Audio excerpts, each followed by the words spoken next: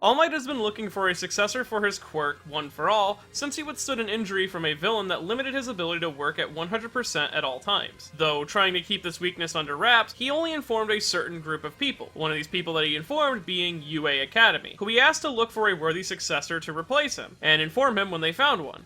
And UA did just that, picking out not only one of their most competent students, but someone who was basically the leader of UA's own Big Three, a disciple of All Might's own sidekick Sir Night-Eye, and basically a person who reflected All Might in every way possible. This person being Mirio Togata, also known as Lemillion.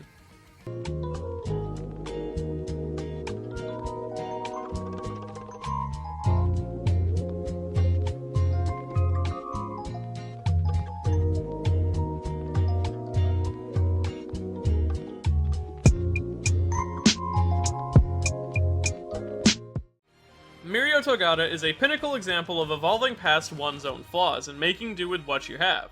Starting as someone who could barely control their own quirk to becoming the prime candidate to succeed All Might in the end of becoming the next symbol of peace. Though, before we get too into that, we should actually understand the meaning behind his name first. Mirio Togata is a name bundled with meaning, starting first with his given name, Mirio, which in itself is a play on the word million, hence why his hero name is Lemillion. Though it also seems to be in reference to the Japanese band Rami Oraman, which I can't pronounce too well, so hopefully that wasn't too much of a butchering. Then you have his family name, which means to form through or pass through, which is directly related to his quirk, which is also in reference to the fact that the Japanese pronunciation of his quirk is Toka, which is pronounced very similar to the Toga part of his name. Though when you take his family name and place the characters together, it can also be read as normal or basic form, or the form of a basic person. This itself has a double meaning, referencing directly to his design, because you see, Mirio himself takes a lot of his physical characteristics from the protagonist of the famous comic strip, The Adventures of Tintin, specifically Tintin himself. As you see, Tintin as a character was designed in the comic to be a neutral party for the readers to follow the story with and somewhat project themselves onto him, with the creator himself saying that he designed Tintin to allow the readers to safely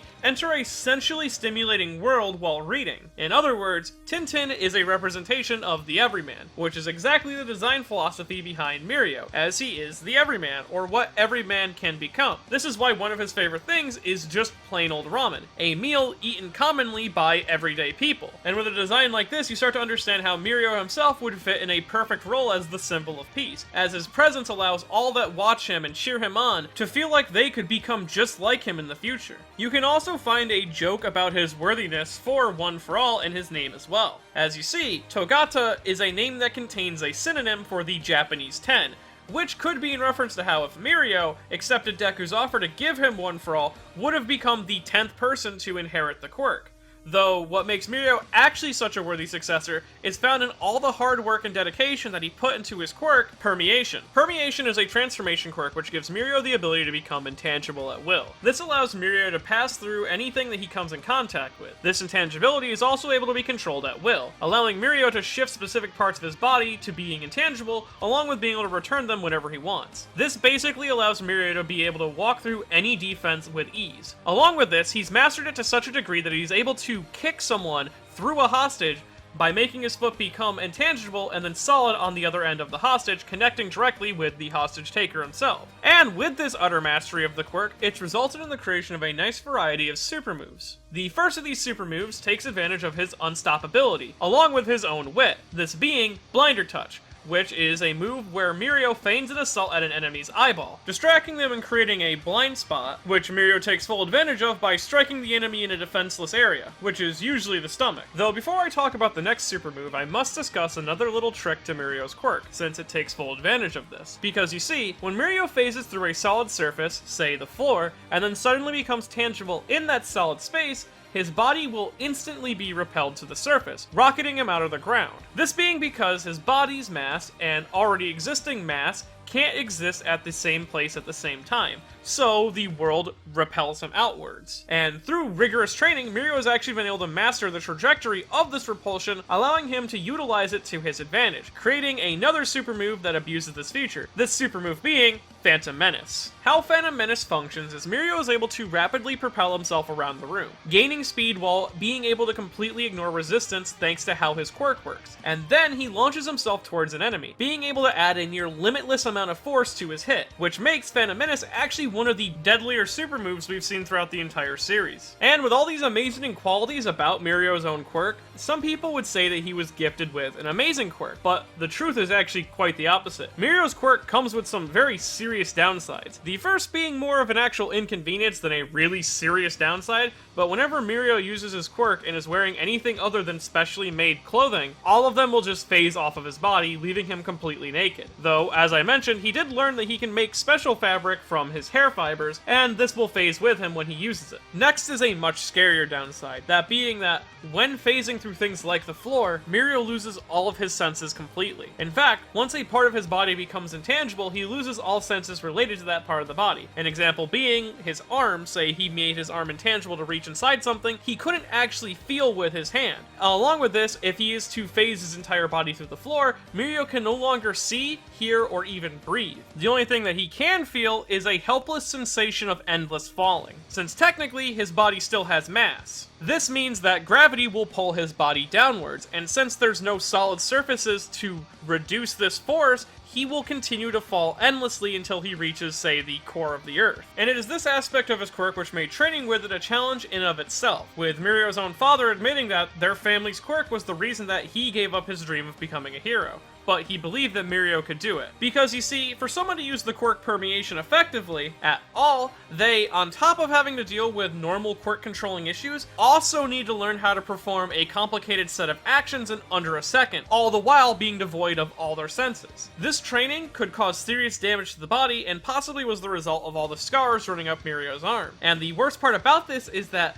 while Mirio is intangible, he is completely alone, unable to see, hear, or even feel his friends or coaches. And for some, training like this just breaks a person, though he never lost motivation and tried to stay positive the entire time. And this is because he knew no matter how dark things got, he always had his friend Tamaki waiting for him on the horizon. Sure, he couldn't help him while training, but he could be there afterwards to raise Mirio's spirit. Such is the reason that Mirio refers to him as his own son, as it's a shining beacon that he looks to in his darkness. And because of Tamaki, he was able to train tirelessly every day, getting better and better, and getting into a rhythm of endless growth and development, not only allowing him to catch up to the rest of his class, but soon soaring past them. Not only achieving the position as the top Hero Corps student of his grade and his school, but also becoming part of UA's very own Big Three. Now, Mirio's quirk seems to take inspiration from two specific places. First, of course, you have Marvel's Kitty Pryde, also best known as Shadowcat, who, at the time of her introduction, was the youngest member of the X-Men, being introduced to the story because the writers themselves wanted a foil to already established characters in the X-Men.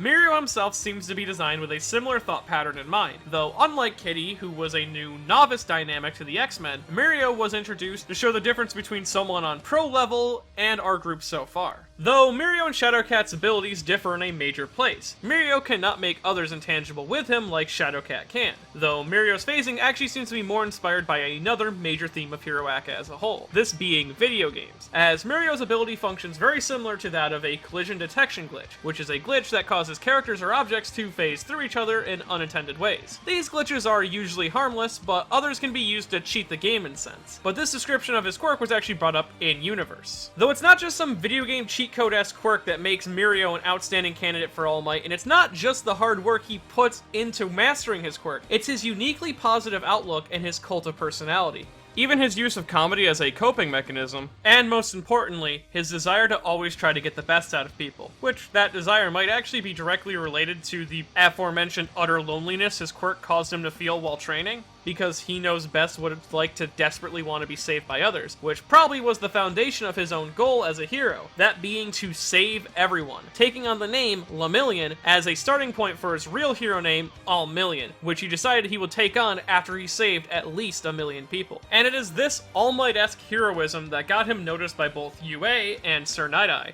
who requested that he begin working with him at his hero agency. It took Mirio over 17 years of hard work and dedication to become a true embodiment of All Might himself, as he is someone who goes beyond in everything he does. And it is due to these specific similarities that makes Mirio's fall from grace all the more tragic. And it all begins with a scared and helpless little girl. As you see, during the internship arc, while patrolling the streets with Deku, the two encountered a panicked little girl. Someone whose body language desperately cried out for a hero to save her. And even though she was within arm's reach of Mirio, he felt like he could do nothing, as she seemed to belong to an 8 Precepts of Death member, Kai Chisaki. Someone him and Sir Night-Eye have been tracking for quite a while. He could also feel that the longer him and Deku questioned Chisaki about the little girl and her behavior, the more dangerous the situation was becoming. Feeling an intense bloodlust coming from the 8 Precepts member, when Deku figured out that she was in more danger than Chisaki was letting on. And if things continued as they did, it could go really bad and cause a major scene inside the city. And if he had caused the scene and let Chisaki get away, his and Night-Eye's work on this case would be for naught, as the 8 Precepts would likely move operations, nullifying all their hero work. So, Mirio played the fool, keeping up a strong appearance and returning her to Chisaki without much of a fuss, only later finding out what kind of truly torturous situation she was fleeing from and that he returned her to. This caused Mirio to deeply regret not stepping in, promising himself if she was ever that close again, he would never let go. And he makes true on this promise, as during the raid of the 8 Precepts Manor, Mirio guns straight for their leader with a single goal in mind: save that girl.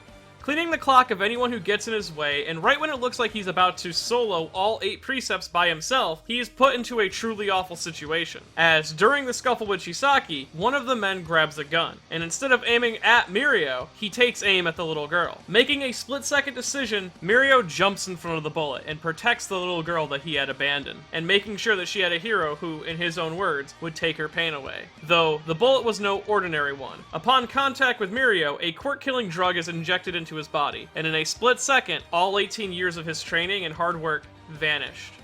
Or so you would assume. Even when he is super powerless, Mirio is not powerless, physically able to toss and overpower his attackers and refusing to give in or quit, standing his ground against Overhaul for a whole 5 minutes without a quirk before help came. And if that moment in his character seems familiar at all, it's because Mirio himself is a direct reflection of All Might, and probably one of the closest copies you could ask for. Because not only have Mirio and All Might built themselves up through grueling training, but both of them have received a quirk passed down directly from someone else. Mirio inheriting his father's quirk and All Might taking One for All from his master. They also both adopted a no man left behind stance when it comes to their hero work, but most importantly, a lot of Mirio's big moments are directly in reference to All Might's big moments as well. Though, Mirio being a close copy of All Might means he copies all of his flaws as well, especially his reckless abandonment in fights, which results in them both being left just normal, quirkless humans at the end of the day. Or so it would seem. Because you see, the last prediction we got out of Sir Night-Eye was that Mirio himself would become a great hero in the future, someone that would keep on smiling. This prediction and Sir Night-Eye's parting words to Mirio is what helps drive him now. He doesn't allow this to set him back in any way. In his eyes, along with his quirk, he's just been reset to 0, and he'll have to climb that mountain all over again. And even in his quirkless state, Mirio doesn't let this prevent him from trying to save people. Though there is a neat little detail that you might not have picked up on though. Mirio doesn't seem fully adapted to his quirkless state. One of the best examples of this is when he's caught planning his grand entrance when he reveals himself. Deku catches him behind the shrub planning this out, and then when he pulls it off and no one reacts, it hurts his spirit a little bit, but he recovers quickly. Still not exactly used to people seeing him as he's planning things out. Makes me wonder if he sometimes, just walks directly into walls, thinking that he was about to pass through them or something. Probably catches himself on low door frames too. But Mirio uses this quirkless time off to look after and take care of Eri, the little girl that he is now the guardian of. Doing so both in hopes that he can reverse the quirk killer effect on his body, as if Eri understands how to use her quirk, then she can reverse what she did to him, but also to help her smile again. He even seems to sort of shrug off comments about getting Eri to restore his powers, because to him, as long as Eri can't smile on her own, he can't just let her be. Mirio is honestly one of the best written characters in Hero Aka, presented as someone who is going to be the next All Might in the making, only to fall the same way All Might did. And even to the smaller details like his super move being named Phantom Menace, since that is the Star Wars movie at the beginning of a hero's fall from grace and losing what makes them who they are, but also in how he rejects Deku's offer of One for All, as to him, him, if he took Deku's power, then Deku would be the one suffering in his place, and he'd prefer a world where no one has to suffer rather than one where he doesn't. And if I had any predictions or hope for Mirio in the future, it's that I can see him not only getting his powers back near the end of the series, but also, maybe through some airy trickery, he's able to pick up just a little bit of that one-for-all energy, just so we can see what he would have been like. Maybe she can relight the spark that All Might had left or something. Who knows? Though, no matter what, at the end of the day, Mirio will always be a hero befitting of glory. Now, if you enjoyed this video and want to see more videos like in the future, I have a Patreon at patreon.com/MetiNotTheBadGuy. And if you want to phase through the hardships in life, well then head on over to buyshimonetta.com and buy yourself a copy of Shimonetta, A Born All Over the Country Jokes Doesn't Exist. It will allow you to phase through just about anything you need.